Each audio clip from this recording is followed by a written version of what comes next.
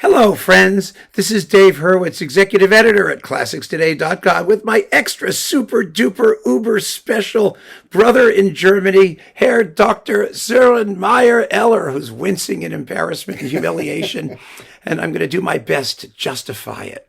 We're here in his office in Munich, and I just think it's important that you see this, just so you know that there are other crazy people around who have double depth CD shelves going floor to ceiling. And this is a very German office, because the first thing you see when you get in here is Rager. You've got the Rager box, the orchestral edition. So that's how we know we're in Germany. But I thought that we would do together. My dear friend here, Sören, is responsible for all of those terrific Michael Gielan boxes and the Hans Rosbaud boxes. He worked with SWR. He put those things together. The fact that they're actually accurate, that the contents are correctly listed, that they're in the right order, that the discs have on them what they say they have on them, that's all him. He's one of the few people in the world who knows how to do this stuff. Right? Well, thank you. Comparatively, right? Thank you, but... It's not saying much, I know, to say that somebody is competent in the world of classical music. I understand that. But he really is. And these boxes are fabulous. So anyway, I thought when we came in here, just for fun, I would go to his rack of crap, which is very different from my rack of crap, and pull out 3 random review boxes that we could have a little chat about and look at together. And the first one that just absolutely came to mind when I saw it was the best of Symphonic Lehár on CPO. 4 discs of Symphonic Lehár. Did you know that there was Symphonic Lehár? There actually is. They have a whole disc of symphonic works, including, well, let's see what it is here. Wait a minute. This is amazing. When was the last time you played this? Well, that's a couple of years ago. At least? Actually, no. There was one piece I was interested in, and it was the Concertino for Violin and Orchestra, I think. Yes, there's a Concertino for Violin and Orchestra. It's lovely. It is. He was a very good composer. Yeah, Lehár is a very good composer. He really is. But we have here on disc 1, Tatiana, Preludes and Russian Dances, Fever, tone poem for tenor and orchestra. Yes. Yes. Yes. And Il Guado, symphonic poem for piano and orchestra. And then the Concertino. And then A Vision, My Youth, Ein Vision, Mein Jugendzeit. And finally, Donau-Legenden. How do you pronounce that? Donau-Legenden. That's what I thought. Donau-Legenden. See, this is where I get my German from. Those of you who correct me. Yeah. Yeah. And what does it say? An der grauen Donau. Oh, isn't it great having an authentic German person? It's a gray on the gray Danube. It's Danube. not the blue Danube. It's not the blue Danube. It's the gray Danube. It's a little polluted. It depends on where you are. Then we've got suites, dances, and intermezzi. We don't have to go through all this stuff. The big number is the ballet music from Peter and Paul in Schlaraffenland. Yeah. Yes, Schlaraffenland. And then we've got overtures and waltzes. And then a disc of piano music. You know, he wrote piano music. There is a 40-minute long piano sonata in D minor on here. It is the Hammerklavier of the operetta world. Very nicely played by Wolf Harden. And so that's on CPO, and this is a rather cool box.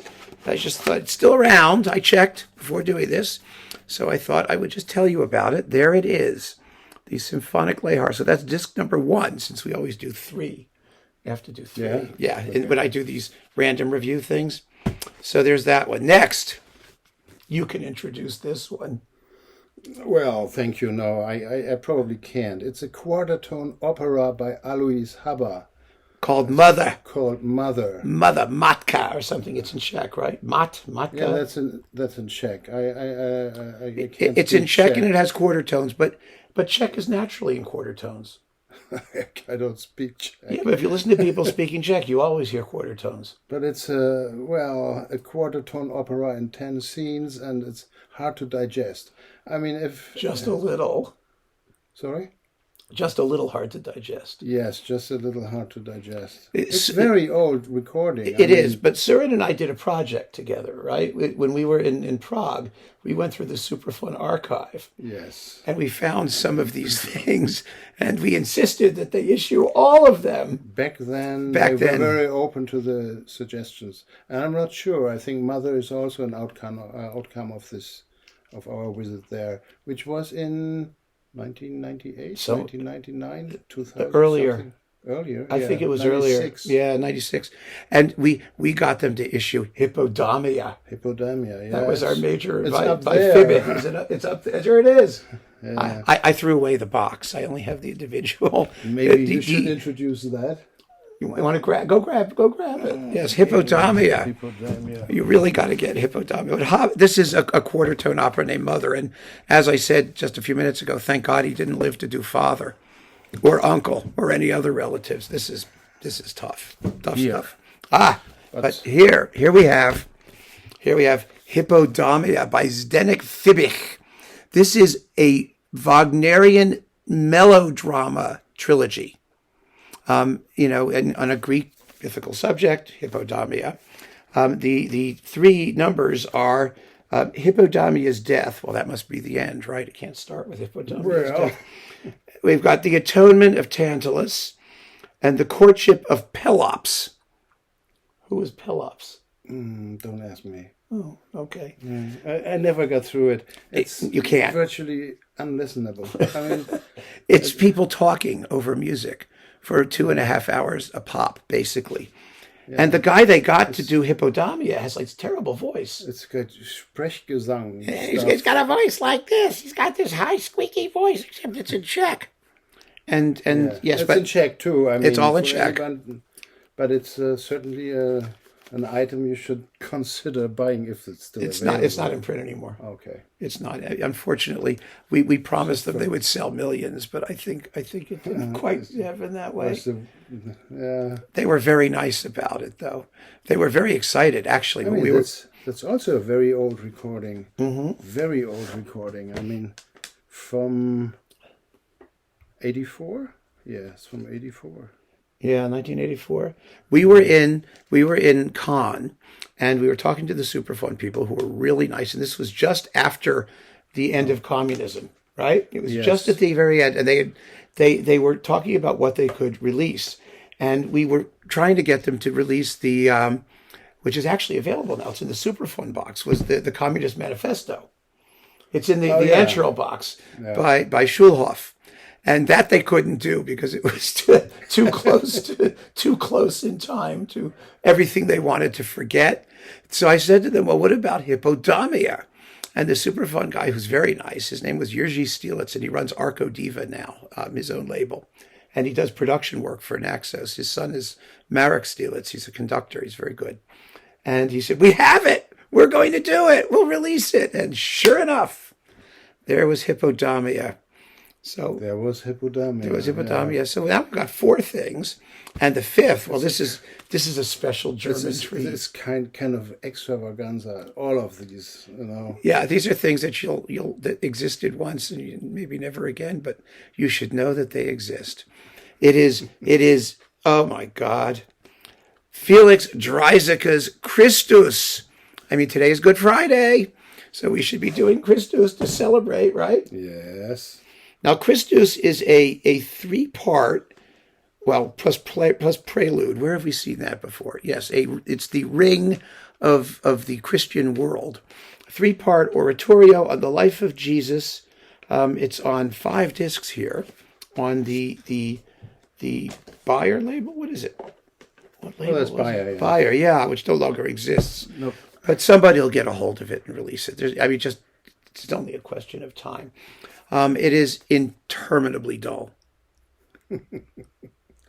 Well, right? We should add that Hippodamia takes 7 hours to listen to. Yeah, but that's just interminable. Forget the dull part. I mean, it's intolerable. It's dull, of course, but 7 hours. This is how long is this? Well, it's five discs. Yeah. It's about 5 hours, I guess. 5 to 6 hours. Yeah, 5 or 6 hours on it's a mysterium. Yeah. It's a mysterium. Mysteriums can be any length you want. How long is it? Oh, they don't total it, but it's lots of double digits for each track. So I think it's long and boring. It's long, but it's Felix Draeseke, and who doesn't want to know what Felix Draeseke composed? That's it. Actually, you know the thing about Draeseke that's interesting? Draeseke actually had a sense of humor. Oh, he really did. If you look at his symphonies, which are right up there next to Christus, right there behind your head. His fourth is, remember he did the Tragica? Yes. Well, then it was followed by the Comica. Yeah, I remember. Right? Yeah. And the second symphony has wonderfully humorous moments as well. Christus, it's not a laugh a minute. Trust me when I tell you, it just isn't, but it's really rather, pretty cool. Special. It's special. So that's 4 things in this random reviews little section here of stuff that's stuck in the shelf. And the other, this is a special treat. This is not a CD. This is the score of John Leif's Hekla. That is the volcano erupting piece.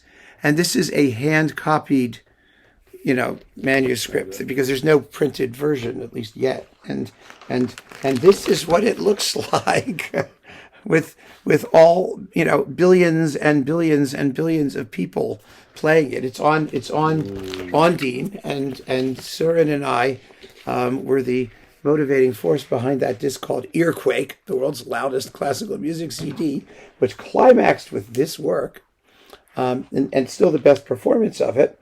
And I am the special guest anvil soloist on that recording. Anvil or chains? No, anvil. I didn't play the chains. Okay. They had special chainists to do the chains. They had chainists? They had chainists, yeah. The Well, call actually, went out. it was as loud as a starting jet in the end. It was 124 120 decibels. decibels, yes. Yeah. The problem with doing this was that, remember they were doing Salome at the Opera. And the reason I got to play anvils is because they couldn't find enough percussionists. Salome took 9 of them, and we had 20, and you needed like 21 or 22. And so they corralled me into playing the special guest anvil solo part. Which is basically hitting the anvil as hard as you can. And in a very tricky rhythm. Yeah. No, I'm serious. As if anybody hears it. You do. It's a solo. Please. It's a solo entrance. I'm telling you. You see, you'd think that the anvil part's just going to go chong, chong, chong, chong, which it largely does. But the entrance of the anvil is not. It's 2 of them. There's high and low anvils. And it's a really crazy part. I don't remember that. Oh, well, I do. I had to play it. Yes. Because I'm sitting there counting, and Leif Segerstam is like doing this. And I see that it's not a simple rhythm at all. And this was a rehearse and record kind of situation. We would rehearse it, and then we would just do it. And I'm trying to find. Actually, also the Schulhof or the Ogallala Ballet, he had like 20 percussionists 20 or something. percussionists, Oh yeah, which raised in the moment they started to play, which was, wonderful experience. Of course. They just got up and on it goes. It was great. It was loud too. Yes, here they are. Well, there we go. So that's the score to Hekla, which my good friend here had snuck away somewhere. I think he has the score to the Mother too, to Hába's Mother, and you've got Probably. And you have Die Soldaten. Yes, I have. Yes, yes. Well, yes. Die Soldaten. Yes. It's also a very fun score. Yeah. And you have to have the Soldaten. Everybody has to have the Soldaten. Yeah, so you all have to have it. So there you go. So there it is. There it is, my friends. A special guest, occurrence, right fresh from Munich, where I will be for another 24 hours or less. And then I'm back to Milano, by the way. I'm visiting my sister with my mother in Milan, and I thought we would pop up here just so that I could show you this fabulous resource and the genius behind it. And keep on listening, friends. Thank you for joining me. You have no idea how much Always effort a this pleasure. took. I mean, we know each other like 30 years. 30 some odd years. Yeah, it was amazing. Absolutely. So keep on listening, friends. Thanks for joining me. Talk to you soon. Take care.